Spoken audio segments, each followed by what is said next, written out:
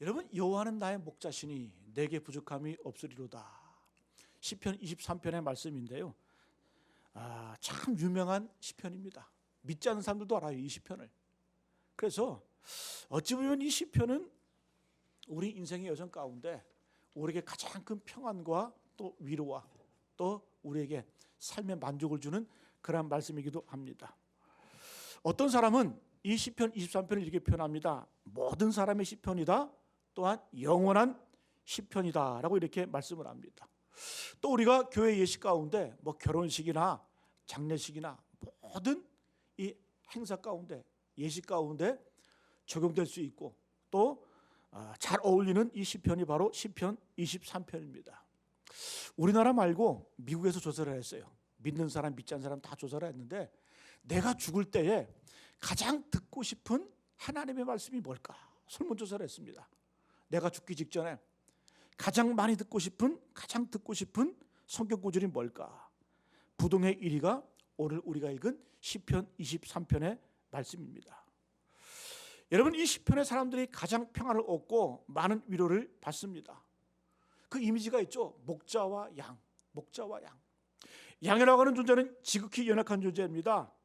여러분, 우리 인간이 가장 약할 때가 언제예요? 가장 연약해질 때가, 가장 무력할 때가 죽음 아니에요? 죽음? 마치 양과 같은 그런 가장 연약한 그런 상황 가운데 나를 품으시고 나를 안으시는 그 목자를 우리가 경험한다라고 하는 것, 그 목자 되신 주님을 만난다고 하는 것, 참으로 우리에게 위로가 되고 복이 되는 줄로 믿습니다. 그래서 중요한 것은 뭐냐? 우리가 힘들고 어려울 때만 우리에게 꼭 필요한 목자를 바라보는 것이 아니라, 여러분, 우리가 평상시에도 이 고백을 할 수 있다고 한다면 우리에게 큰 능력이 되는 줄로 믿습니다. 여러분, 여호와는 나의 목자이기 때문에 부족함이 없다, 이렇게 고백을 하죠. 여호와는 나의 목자이기 때문에 부족함이 없다. 제가 여러분 말씀드렸지만 이 고백은 절대 신앙, 절대 믿음, 절대 사랑이에요. 왜 그러냐? 내가 부족함이 없기 때문에 여호와가 나의 목자가 아니라는 거예요. 여호와가 나의 목자인 것만으로도 나는 부족함이 없다. 가장 우리가 믿음을 고백할 때, 하나님께 믿음 고백할 때 이것만큼 우리가 가장 완벽하게 고백할 수 있는 그 믿음의 고백이 뭐 어디가 있겠어요?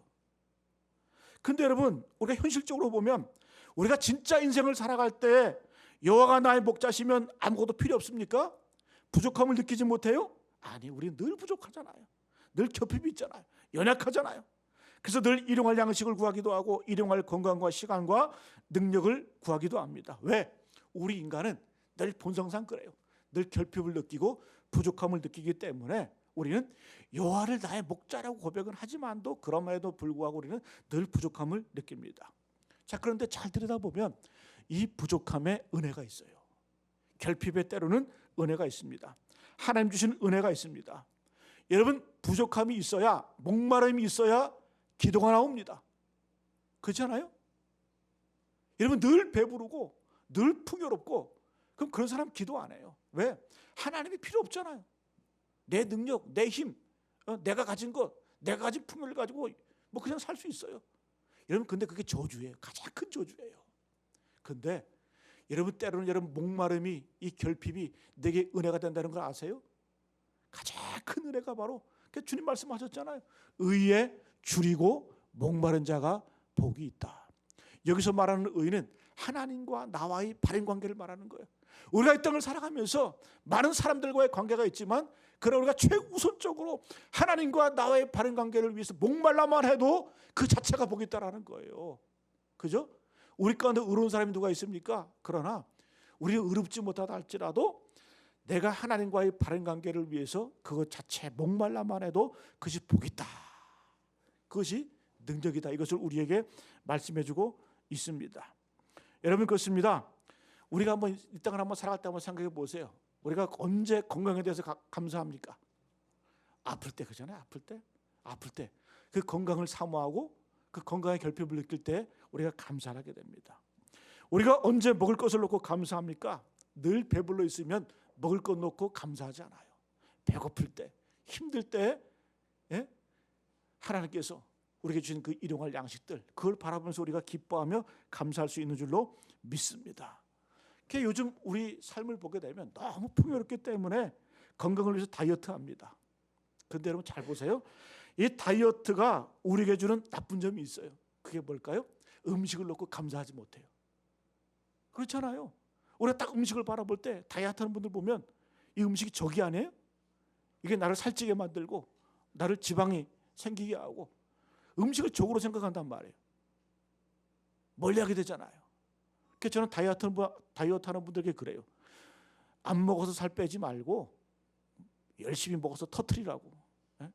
그게 우리의 올바른 영성인 거예요. 여러분 우리가 좀 제가 심각하게 얘기했지만 심각하게 받아들이지 마세요. 우리 감사는 언제 나오냐? 진정한 감사는 결핍이 있을 때, 부족함이 있을 때, 그때 여러분 감사가 나오고 그때 우리의 자유함이 있게 된 줄로 믿습니다. 여러분 오늘 시편 23편 전체적으로 한번 내용을 살펴보면 이런 내용이에요. 1절에 여호와는 나의 목자시니 내게 부족함이 없으리로다 이렇게 고백을 한 다음에 2절에 보게 되니까 하나님께서 우리의 육적인 만족을 주신다라고 하는 그런 구절이 2절이고 3절로 넘어오게 되면 우리의 육적인 필요뿐만 아니라 우리의 영적인 만족도 주신다. 그것이 바로 3절의 내용입니다. 그리고 4절로 오게 되면 우리를 안전하게 보호하시는 하나님, 5절에는 우리를 승리케 하시는 하나님, 그리고 나를 높여주시는 하나님. 1절, 2절, 3절, 4절, 5절이 다 주제가 있어요. 그래서 마지막에 어떤 고백이에요? 그런 하나님을 나의 평생의 선하심과 인자하심이 반드시 나를 따르리니 내가 영원히 주의 집에, 주의 처소에, 주의 성전에 내가 살리로다라고 하는 그런 고백이 터져나오는 겁니다. 자, 오늘 이 말씀을 가지고 가장 아름다운 시편, 가장 유명한 시편 함께 말씀의 은혜를 나누고 함께 묵상하는 시간 되기를 바랍니다. 첫 번째, 하나님께서는 우리 육적인 것과 영적인 것들을 채워가십니다. 우리 2절 같이 한번 읽어봅니다. 2절 말씀 시작. 그가 나를 푸른 불밭에 누이시며 쉴만한 물가로 인도하시는도다. 그가 하나님께서 나를 푸른 풀밭에 누이시며 쉴만한 물가로 인도하시는도다. 오늘 여러분 시편 24편 다 외워버리세요. 다 외우세요. 푸른 풀밭으로 나를 눕게 하시며 쉴만한 물가로 나를 인도하신다. 필립 켈러라는 목사님이 그 아프리카에서 사역하던 목사님인데 그분이 이런 얘기를 합니다. 양들은 배고픔이 있으면 절대로 눕지 않는다.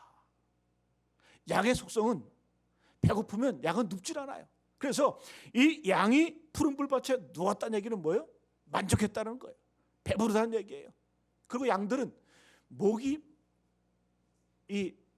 말라서 이 물로 채워지지 않으면 절대 쳐다보지 않는다는 거예요. 물을 찾아서 헤맨다는 거예요. 그래서 쉴만한 물가로 나를 인도하신다는 얘기는 뭐예요? 그 물을 찾아서 하나님께서 인도하시는, 목자 되신 그 주님께서 인도하시는 그 발걸음을 따라 만족을 누린다, 풍요를 누린다, 어떤 그런 의미가 있습니다. 그래서 여러분 기도하세요. 내가 육적인 또 물질적인 그런 체험이 없고 결핍이 있다. 그러면 기도하세요. 왜? 하나님은 우리의 아버지 되시기 때문에 주세요. 구하면 주세요. 근데 우리는 자꾸 그렇게 생각해요. 내가 물질적인 것 구하고 건강한 것 구하고 너무 세속적인 거 아닌가? 세속적인 것 아니에요. 왜? 하나님은 우리의 아버지 되시잖아요. 예? 자기 이름을 위하여 의의 길로 인도하신다. 자기 이름을 위하여. 물론 우리가 자녀이기 때문에 함께 공부해 주시지만 하나님께서는 아버지라는 이름을 걸고 우리에게 주시는 거예요. 베푸시는 거예요. 그래서 믿음을 가지고 기도하시고 선포하시기를 간절히 축복합니다. 여러분 또 한 가지 의미는 이런 만족과 체험의 의미도 있지만 이것은 자유함을 상징합니다. 자유함. 채워주신다는 의미는 자유함이 있다는 거예요. 여러분 먹는 것, 마시는 것, 입는 것에 대해서 우리가 여호와가 나의 목자가 된 것을 우리가 절실하게 느끼면 이것에 대해서 별로 그렇게 신경 쓰지 않는다라는 거예요. 무엇을 먹을까? 무엇을 마실까? 무엇을 입을까? 이런 것에 대한 자유함이 우리에게 생긴다라는 겁니다. 여러분 우리가 이런 자유함이 있어야, 이런 것들에 대한 자유함이 있어야 하나님께 쓰임받는 거예요. 하나님 앞에 온전히 나갈 수 있는 거예요. 하나님이 채워주시지만 이 체험에 대한 자유함이 있어야 돼요. 제가 지난주에 라오스에 가서 한 주 동안 참 은혜롭게 저도 은혜를 많이 받았어요. 강의를 하면서도. 그곳에서 선교사님을 만났는데 처음 만난 선교사였어요. 그냥 전화번호만 갖고 저도 이제 찾아갔는데, 근데 참 저는 이 세상 살아가면서 별로 부러운 게 없는 사람이거든요. 근데 부럽더라고요. 그 선교사 사는 모습 보니까, 야, 어떻게 저렇게 살 수 있을까? 제가 사진을 보여드렸죠. 우리 장로님들, 우리 속자님들 보내드렸는데 사진을 보면 그럴듯하죠. 근데 2년 전까지는 거기 전기가 안 들어왔어요. 그러니까 지금 라오스는 우기라 한 30분 정도를 그 진흙 뻘밭, 거기는 차가 사륜이 아니면 다니질 못해요. 뻘밭으로 20분 30분을 들어가게 되는데, 야, 막 진짜. 근데 그 안에 센터를 줘놨는데 거기에 이 선교사님이 또 부부 또 아이들도 같이 살아요. 어울려서 거기에 30명 한 30명 되는 그 고아들, 그 라오스 원주민들, 고아들 데다가 함께 먹고 함께 공동체 생활을 하더라고요. 그 애들도 얼마나 밝은지 모르겠어요. 그 선교사님 자는 아들 딸 둘이 있는데 똑같이 살아, 똑같이. 근데 얼마나, 저는 사모님 얼굴을 봤을 때, 야, 사모님 얼굴 저렇게 밝은가? 난 선교사 사모 가운데 저렇게 얼굴 밝으면 처음 봤어. 애들도 얼굴 참 밝더라고요. 근데 이 선교사님이 그곳에 들어가서 한 16년 됐더라고요. 라오스에 16년 됐는데, 그 16년 우리나라에서 선교사로 파송한 라오스의 판교사 3대, 세 번째 선교사더라고 보니까. 근데 저보다 어리더라고. 근데 그분이 라오스에 들어가서 제일 먼저 한 게 뭐냐? 라오스 국립대학에 입학을 했어요. 무슨 과? 라오스어과. 거기는 대학에서 5년이다. 5년 동안 라오스어를 전공을 했어요. 아예 거기서 살려고. 근데 저는 선교지 신학교 많이 다녀봤지만 통역을 그렇게 완벽하게 잘하는 분 처음 봤어. 뭐 거침이 없더라고요. 통역을 하는데, 라오스어로 통역을 하는데 참 대단하더라고요. 근데 저는 곰곰이 생각해 봤어요. 저분이 저렇게 헌신을 하고 저도 부러워할 정도로 저렇게 몰입을 해서 선교하는 그 이유가 뭘까? 저런 분들에게는 자유함이 있는 거예요. 어떤 자유함? 무엇을 먹을까? 무엇을 입을까? 무엇을 마실까? 그런 자유함이 있기 때문에 저렇게 쓰임받는 거 아니겠어요? 여러분, 여호와는 나의 목자시니 내게 부족함이 없으리다. 이것은 다윗의 고백뿐만 아니라 그런 분들의 고백 가운데 여호와가 나의 목자이시고 나의 목자이신 것만으로 나는 부족함이 없다라고 하는 그런 고백이기 때문에 그곳에 가서 선교하고, 그런데 그렇게 선교하고 그렇게 하니까 뜻 있는 곳에 길이 있다라고, 작년부터 우리 아시아 신학교와 함께 연계가 돼가지고 이제 구체적으로 거기 있는 그 원주민 목사들 또 신학생들, 그분들이 하루 동안 차를 타고 와서 달려와서 이렇게 하는데 길이 열리는 거예요. 그렇게 연계가 돼가지고 또 체계적으로 또 신학을 가르칠 수 있고 공부할 수 있는 그런 길들이 열려지더라고요. 또 한 가지 보면 그분이 그 밀림 같은데 그 센터를 줬거든요. 근데 그곳에 라오스 그 수도가 비엔티엔이거든요. 비엔티엔. 재개발되는 지역이 바로 거기가 돼버렸어요. 거기에 국방부도 들어오고 정부 청사도 들어오고 막 털을 닦아놨는데 어마어마하게 발전하더라고요. 야, 하나님께서 이렇게 길을 열어주시는구나. 이 선교사님 16년 동안 사역을 하면서 하나님께서 길을 열어주시고 하나님이 인도하시는 그런 것들을 구체적으로 경험하게 되더라고요. 그래서 저도 눈이 번쩍 뜨이더라고요. 야, 참 저렇게 사역하시는 분들도 계시는구나. 부럽기도 하고 또 제가 또 회개도 되고. 여러분, 그렇습니다. 하나님께서는 우리가 하나님 나라와 의를 구하게 되면 하나님께 채워주시고 인도해 주심을 믿으시기를 축복합니다. 하나님이 역사하시는 거예요.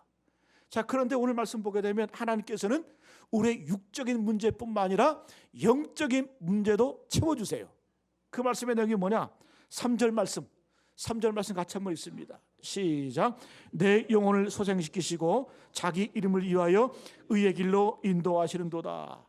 3절에 분명히 말씀하잖아요. 내 영혼을 소생시키시고 자기 이름을 위하여 의의 길로 인도하시는도다. 하나님께서는 우리의 영혼을 소생시켜 주신대. 네? 여러분, 풍요롭게 사는 사람들 가운데서도 결핍을 느끼며 괴로운 사람들이 있어요. 여러분, 그런 사람들 특징이 뭘까요? 모든 물질적인 면에서는 부족함이 없어. 그럼에도 불구하고 늘 괴롭고 또 삶의 만족이 없이 사는 그 이유가 뭘까요? 딱 한 가지입니다. 영적인 만족감이 없으면 그렇게 사는 거예요. 여러분, 성경에서는 악한 자를 누구라고 표현합니까? 악한 자는 하나님이 없다라고 하는 자, 하나님이 없다고 하는 자. 모든 것이 풍요롭지만 하나님이 없는 인생은 늘 평안함이 없어요. 만족함이 없어요. 여러분, 하나님께서 주시는 은혜 가운데 영적인 소생, 우리 영혼의 소생되는 것이 가장 중요합니다. 예? 여러분, 얼마나 평강이 없으면 모든 것이 풍족하잖아요. 그럼에도 불구하고 술을 마시고 마약을 하고. 예? 여러분, 우리나라도 큰일 났어요. 애들이 5,000원만 있으면 마약을 할 수 있대. 5,000원만 있으면. 예? 마약을 그렇게 쉬워요. 여러분, 모두 다 풍요한데 왜 이렇게 영적인 만족감이 없고 왜 이렇게 죄가 딱 한 가지입니다. 영적으로 소생함을 누리지 못하면 이렇게 될 수밖에 없다라는 거예요. 여러분, 스칸디나비아 반도 국가들이 있죠. 3개국, 노르웨이, 스웨덴, 덴마크. 참 전 세계가 부러워하는 그런 나라들이에요. 예? 복지국가고. 그런데 세계에서 가장 많은 약물, 세계에서 가장 많은 마약 유통되는 게 어딘 줄 알았어요? 바로 이 나라, 이들은 나라. 왜? 아무리 물질적으로 풍요해도 잠을 못 자는 거예요. 평안이 없는 거예요. 만족함이 없는 거예요. 여러분, 오늘 3절에 내 영혼을 소생시키시는 그 하나님의 능력을 경험하시길 간절히 축복합니다. 물질뿐만 아니라 육적인 것뿐만 아니라 하나님께서는 우리의 영혼을 채워주시는 분이에요. 그럴 때 우리는 진정한 만족을 누린 줄로 믿습니다. 그 다음에 내 영혼을 소생시키시고 자기 이름을 위하여 어떻게 한다고요? 의의 길로 인도하시는도다. 의의 길로 인도하시는도다. 여기서 말하는 의의 길로 인도하신다는 이 표현을 원문을 살펴보니까 이런 뜻이 있더라고요. 보람이 있게 만드신다. 보람이 있어야 된다, 그런 뜻이에요. 여러분, 우리가 하나님으로부터 의의 길로 인도를 받는 뜻은 어떤 뜻이냐? 내 삶에 보람이 흘러넘친다라는 거예요. 내 삶에 이런 보람이, 이런 만족함이 있다는 것을 말합니다. 여러분, 우리가 무엇을 먹을까, 무엇을 마실까, 무엇을 입을까, 이것이 우리 인생에 진정한 만족을 주는 것이 아니라는 거예요. 여러분, 하나님께서는 우리에게 진정한 만족을 주십니다. 여러분, 우리는 배부름만 있으면 만족함이 없어요. 왜? 우리 인간은 어떤 이러한 것에 만족하는 존재가 아니에요. 우리 인생은 반드시 어떤 의미가 있어야 돼요. 목적성이 있어야 그 인생이 만족함이 있는 거예요. 인생의 성숙 단계를 3S라고 말하잖아요. 3S. 첫 번째 S는 서바이벌. 사람들은 생존을 위해서 몸부림칩니다. 그 단계에서 벗어나면 석세스, 성공을 추구합니다. 성공했다고 만족합니까? 아니에요. 성공해서 만족하는 것은 우리의 삶의 모습이 아니에요. 더 나아가서 시그니피컨스, 의미를 찾아야 돼. 그래야 삶에 보람이 있고 만족이 있는 겁니다. 우리가 주님 안에 있으면 주님께서 뭐라고 말씀해요? 의의 길로 인도하시는도다. 주님께서 우리를 어떻게 해요? 삶의 보람을 주시고 삶의 이런 진정한 만족, 의미를 주신다라는 거예요. 이것이 바로 목자이신 주님께서 하시는 일인 줄로 믿습니다. 여러분, 그러면 우리는 언제 이런 기쁨을 누리고 언제 이런 보람을 느낄까? 딱 한 가지입니다. 다른 사람의 필요를 채울 때 우리 인생은 만족함을 누리게 된다는 거예요. 여러분, 가장 이기적인 사람이 가장 잘못될 확률이 많아요. 죄송하지만 어떤 사람이 자살하는 줄 아세요? 가장 이기적인 사람이 자살을 해요. 네? 내 부모, 내가 이런 일을 했을 때 내 부모, 내 자녀가 어떤 생각을 하고 어떤 슬픔을 생각해, 이런 거 생각하면 극단적인 생각 못 하잖아요. 여러분, 진정한 인생의 만족은 뭔 줄 아세요? 진정 인생의 만족은 이타적인 삶, 남들의 필요를 채우며 살아갈 때 그 인생에 보람이 있는 거예요. 기쁨이 있는 거예요. 여러분, 선교 용어 가운데 선교 국관도 이런 게 있어요. 선교는 기쁨입니다. 이거 그냥 슬로건이에요. 진짜 그래요. 선교하고 전도하면서 영혼을 구해내고 영혼을 살려낼 때, 다른 사람들 위해서 살아갈 때 이 세상에 줄 수 없는 그런 기쁨과 만족함이 흘러넘치는 거예요. 여러분, 우리 보람의 연합교회 성도들은 내 자신의 만족뿐만 아니라 이런 삶의 진정한 보람, 진정한 의미를 찾아가시는 저 여러분 되시기를 간절히 축복합니다. 여러분들, 내가 만약에 기업을 운영한다고 한다면 좀 목적을 가지세요. 우리 회사 이름으로 선교사 한 명은 파송하겠다. 왜 돈 벌고, 왜 권력을 갖고, 왜 힘을 얻기를 원하세요? 목적이 없잖아요. 의미가 없잖아.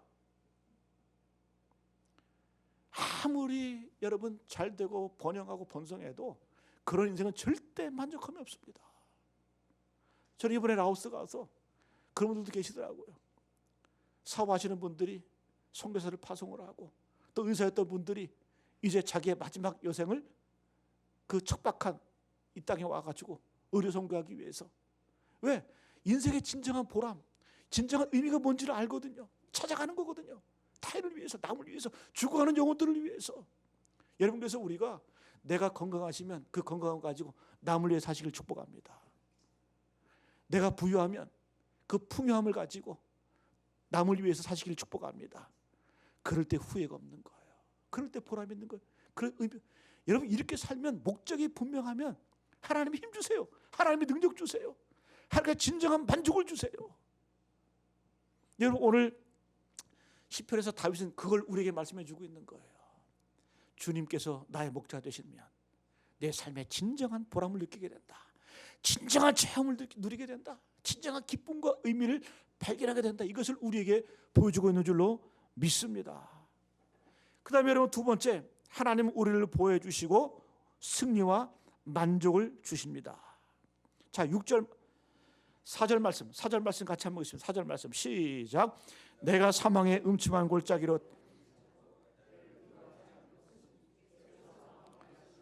주의 지팡이와 막대기가 나를 안위하시나이다. 할렐루야. 내가 사망의 음침한 골짜기로 다닐지라도 해를 두려워하지 않을 것은 주의 지팡이와 막대기가 나를 안위하신다. 이렇게 함께 하신다라는 거예요. 함께 하신다. 여러분, 사망의 음침한 골짜기가 나와요. 오늘 다윗의 고백은 이 시편이 평안하고 잔잔한 그런 의미가 있지만, 다윗이 가장 힘들 때 쓴 시편이 바로 이 시편이에요. 힘들 때 쓴 시편이에요. 힘들 때 그냥 찬송하는 거예요. 사망의 음침한 골짜기, 성경은 분명히 말합니다. 사망의 음침한 골짜기가 있다라고 말해요. 우리가 예수 믿으면 모든 불행이 없다? 아니에요. 예수 믿으면 모든 것이 순조롭다? 아니에요. 이렇게 말하지 않아요. 우리 인생 가운데서도 사망의 음침한 골짜기는 있을 수 있다라는 거예요. 그럼에도 불구하고 나는 어떻게? 두려워하지 않는다. 왜? 주님이 그 가운데서 나와 함께 하시기 때문에. 어떤 방식으로요? 주의 지팡이로, 주의 막대기로 나를 안위하신다. 나를 보호하신다. 여러분, 막대기는 뭘까? 막대기는 때리는 거예요. 양이 막 곁길로 나갈 때 목자는 막대기를 가지고 툭툭툭 쳐요. 때려. 옳은 길로 가게, 살 길로 가게 툭툭툭 몰아가는 거예요. 그거 죽이려고 때리는 거 아니에요. 살도록 때리는, 살도록. 여러분, 주님께서 때로는 우리를 막대기로, 회초리로 때리실 때가 있어요. 성경은 말하잖아요. 책망함이 없으면, 징계가 없으면 아들이 아니다. 네? 아들이 아니다. 우리가 하나님의 자녀이기 때문에 하나님께서 때로는 막대기로 툭툭툭 때리시는 거예요. 치시는 거예요. 옳은 길로 가라고, 바른 길로 가라고. 보호하시는 거죠. 보호하시는 거죠. 또 막대기는 어떤 역할을 하냐? 사자나 곰이 올 때, 짐승들이 올 때, 양을 잡으러 올 때 그걸 던지거나 그걸로 목자는 양을 대신해서 세워주는 거예요. 이겨내는 거예요. 그럼 지팡이는 뭘까? 지팡이는 꼬부라져 있잖아요. 그래서 이 양은 눈이 나빠요. 1m 앞도 제대로 못 봐요. 흐릿하게 본다 그래요. 그래서 자꾸 웅덩이에 빠지거나 절벽으로 떨어집니다. 그때 목자는 달려와서 그 구부러진 지팡이를 가지고 팔을 걸어서, 다리를 걸어서 끌어올리고 목을 잡아서 끌어올리는 거예요. 이렇게 목자는 양을 이끌어가고 또 양을 좋은 길로, 안전한 길로 인도하는 것이 바로 목자라는 겁니다. 여러분, 이런 하나님의 은혜를 경험하시기를 간절히 축복합니다. 축복합니다. 그 다음에 더 중요한 게 있어요. 주님께서 우리를 보호하시고 또 우리를 안익게 하시지만 5절 보니까 5절 말씀 같이 한번 읽습니다. 시작. 주께서 내 원수의 목전에서 내게 상을 차려주시고 기름을 내 머리에 부으셨으니 내 잔이 넘치나이다. 성경 말씀을 읽으실 때는 좀 신념을 가지고 믿음으로 좀 고백하시기 바랍니다. 아멘을 해도 좀 확신을 가지고 그렇게 좀 아멘 하세요. 다시 한번 읽어봅니다. 5절 말씀 시작. 주께서 내 원수의 목전에서 내게 상을 차려주시고 기름을 내 머리에 부으셨으니 내 잔이 넘치나이다. 세번역 성경을 보니까 이렇게 번역을 했더라고요. 내 머리에 기름 부으시어 나를 귀한 손님으로 맞아주시니 내 잔이 넘치나이다. 저는 이 구절이 딱 눈에 띄더라고요. 나를 귀한 손님으로 맞아주시니. 하나님께서는 우리를 어떻게 해요? 귀한 손님으로, 원수의 목전에서 내게 상을 차려주시고 또 기름을 내 머리에 부으셨다. 그러면서 귀한 손님으로 나를 맞아주신다. 여러분, 세상은 우리를 차별합니다. 세상은 나를 하찮게 여기고 세상은 나를 거절합니다. 세상은 있다 없다로 판단합니다. 그러나 주님께서는 차려없는 분이에요. 모든 것들을 받아주시고 또 모든 것들을 환대해 주시는 분이에요. 수고하고 무거운 짐진 자들아 다 내게로 오라. 내가 너희를 쉬게 하리라. 수고하고 무거운 짐진 자들아 다 전부 다 내게로 오라. 내가 너희를 쉬게 하리라. 그래서 하나님께 나아가면 이런 환대와 축제를 경험하는 거예요. 네? 여러분, 기름 바른다는 건 뭡니까? 이 중동 지방은 모래사막이기 때문에 밖에 나가서 들어오면 발이 더러워져요. 그리고 발에 상처가 납니다. 거기다 기름으로 잘 바르면 어떻게 돼요? 그 기름이 치유하는 역사가 나타나요. 기름이 치유제입니다. 연고입니다. 연고. 그리고 그 기름으로 깨끗하게 향이 나게 하는 것이 바로 기름입니다. 하나님께서 우리의 인생을 이렇게 어떻게 해요? 향내나는 인생으로 치유해 주시고 또 우리를 축제로 이끌어 가시는 분이 바로 하나님이신 줄로 믿습니다. 다윗은 이걸 경험하는 거예요. 그래서 우리가 주님께 나아가면 삶의 에너지가 나타나는 거예요. 삶의 생명력이 흘러넘치는 거예요. 다윗도 그걸 경험했잖아요. 다윗도 천덕꾸러기였잖아요. 다윗도 인정받지 못한 그런 인생이었잖아요. 그가 어렸을 때 사무엘 선지자를 통해서 하나님께서 네가 이새의 집으로 가서 그 아들 중에 하나를 택하여 사울을 대신하여 왕을 세워라, 기름 부어라 이렇게 얘기하니까 이새 집에 갔을 때 다른 형들은 다 오는데 다윗만 못 왔어요. 양을 치고 있었어요. 그러니까 아버지도 그렇고 형들도 그렇고 아들로 여기지 않았다라는 거죠. 존재감이 없었다라는 거죠. 무시당하고 존재감 없는 그런 존재였습니다. 여러분, 사울 왕에게 박대를 당합니다. 10수년 동안 그는 잊혀진 존재로 그가 골리앗을 때려 죽였잖아요. 소년 때. 그 영웅이었던 다윗이 10수년 동안 광야를 쫓겨다니면서 이름 없는 존재로 전락해 버렸어요. 민족도 그걸 버렸어요. 백성들도 그걸 버렸어요. 그가 여러분 자기 땅에서 도망갈 땅이 없어가지고 어디로 도망갑니까? 적국으로 도망가. 블레셋 땅으로 도망가잖아요. 왜? 자기 나라 안에서는 도망갈 곳이 없거든요. 자기를 반겨주는 사람이 없거든요. 보호해주는 사람이 없거든요. 그래서 블레셋 땅으로 도망을 가요. 근데 블레셋 사람들이 알아보잖아요. 저 다윗이 우리 블레셋 장수 골리앗을 죽인 그 다윗 아니냐? 알아보니까 목숨을 구걸하기 위해서 미친 척을 해요. 침을 질질 흘리면서 머리를 기둥에다가 비벼대가면서 미친 척을 하는 거예요. 이 블레셋 사람들이 저 재수 없는 거 쫓아보느라 그래서 겨우 목숨을 유지합니다. 그럼 블레셋 사람들은 왜 다윗을 죽이지 않았을까? 그 당시에 전설에 의하면 그런 얘기가 있어요. 미친놈을 죽이면 그 미친 균이 내게도 뒤덮인다. 그래가지고 미친놈을 그냥 쫓아내버렸어. 그래서 다윗이 사는 거예요. 얼마나 비참합니까? 아버지도 버렸어요. 형제들도 나를 버렸어요. 사울왕도 버렸어요. 백성들도 버렸어요. 다 나를 버렸어. 그런데 어떻게? 주님만이 나를 안아주시고 주께서 내 원수의 목전에서 내게 상을 차려주시고 기름을 내 머리에 부으셨으니 내 잔이 어떻게 해요? 넘치나이다. 할렐루야. 여러분, 이런 것들은 세상에서 경험할 수 있는 그런 게 아니에요. 우리가 주님 앞에 나아갈 때 주님께서는 이런 환대를 해주시고 축제를 경험하게 해주시고 진정한 승리를 우리에게 맛보게 하시는 줄로 믿습니다. 여러분 5절 상반절에 보니까 주께서 내 원수의 목전에서 내게 상을 차려주시고, 내 원수의 목전에서 내게 상을 차려주시고, 이게 무슨 의미입니까? 여러분, 나를 괴롭히는 천천지 원수가 있을 수 있어요. 그죠? 그러면 그 원수에 대해서, 내 원수에 대해서 가장 큰 복수는 뭘까? 원수가 죽고 원수가 망하고 원수가 하나님마다 다 안 되고, 그게 복수일까요? 아니에요. 진짜 복수는 바로 이거예요. 내 원수의 목전에서 하나님께서, 원수가 있어, 그 원수 앞에서 하나님께서 나를 어떻게 해요?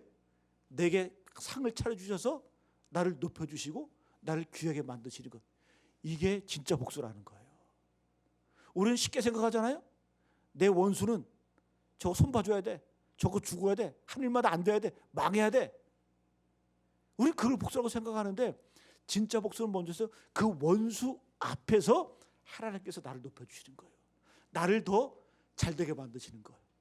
그럼 그 원수가 얼마나 부러워하고 얼마나 낙심할까? 이게 진짜 복수지.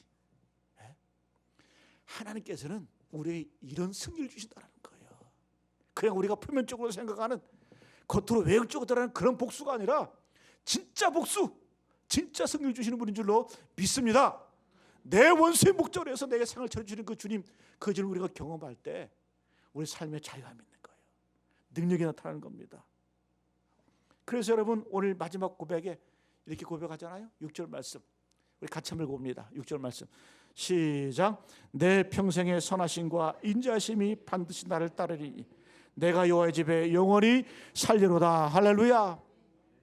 내 평생의 선하심과 인자하심이 반드시 나를 따르리니.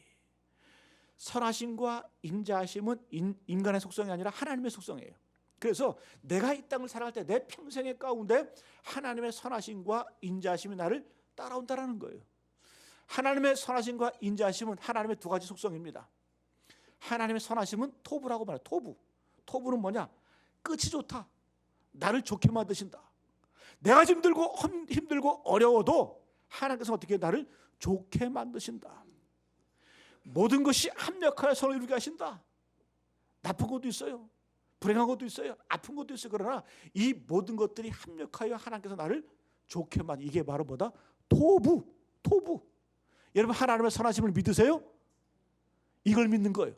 하나님 반드시 나를 좋게 만드신다.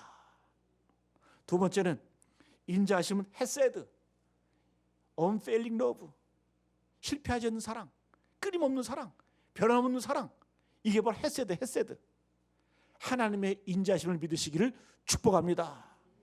하나님의 사랑은 변함없어요. 끝이 없어요. 그게 바로 헤세드. 그래서 구약 성경 가운데 하나님의 속성 가운데 중요한 두 개념이 있어요. 하나님의 선하심, 토부, 하나님의 인자하심, 헤세드. 토부와 헤세드, 이게 중요한 다윗이 경험한 하나님의 속성인 줄로 믿습니다. 그렇기 때문에 다윗은 여호와는 나의 목자시니 내게 부족함이 없으리로다. 우리는 왜 주님을 목자로 의지할까요? 우리 인간은 그렇게 완벽한 존재가 아니에요. 온전한 존재가 아니에요. 그렇지 않아요? 저도 이렇게 가끔 홈쇼핑으로 옷을 사거든요. 반드시 실패해. 제 눈, 제 안목으로 사면. 인간의 판단이 그렇다는 거예요. 그래서 언제 옷 사도 성공하냐? 제 아내, 또 우리 딸들 데리고 가서 옷을 사야 우리 딸들이 권해줘야 후회가 없더라고요. 여러분, 우리 인간의 존재가 바로 그런 거예요. 옷 하나 골라도 사람 친구 데리고 가서 옷 고르는 게 바로 우리 인생 아니에요? 그렇게 부족하고 연약한 존재예요. 근데 뭐 그렇게 똑똑하다고, 뭐 그렇게 잘났다고, 뭐 그렇게 힘이 있다고. 여호와 의지하는 것이 지혜이고 우리 인생의 본분인 줄로 믿습니다. 여러분, 시편 23편이 우리 삶의 영원한 고백 되시고 영원한 그러한 말씀의 지표가 되시기를 축복합니다.